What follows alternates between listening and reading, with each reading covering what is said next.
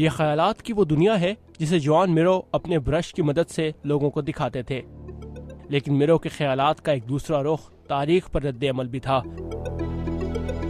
ان کی بیشتر paintings Spain کی سول وار اور وہاں جنرل فرانسسکو فرینکو کے طویل اقتدار کے بارے میں تھیں۔ میرو 1893 میں بارسلونا کے شہر کاٹلان میں پیدا ہوئے۔ انہوں نے اپنا زیادہ تر وقت وہاں اپنے خاندانی فارم پر گزارا اور اس وقت کی ان کی ایک پینٹنگ کا نام بھی دی فارم تھا۔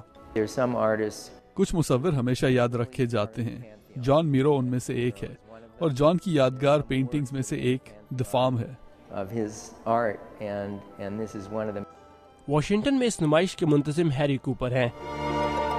ان کا کہنا ہے کہ اس نمائش میں میرو کی پینٹنگ کو تاریخ کے حساب سے پیش کیا گیا ہے، جس میں 1920 کے زمانے میں ان کا تجریدی آرٹ کی طرف جھکاؤ نظر آتا ہے۔ یہ پینٹنگز کی ایک پوری سیریز ہے جس میں کیٹلان شہر کے کسانوں کو دیکھا گیا ہے۔ یہ وہ وقت تھا جب اسپین کی حکومت ان سے کہہ رہی تھی کہ آپ اب آزاد نہیں، اپنی زبان اور اپنے جھنڈے کو استعمال نہ کریں۔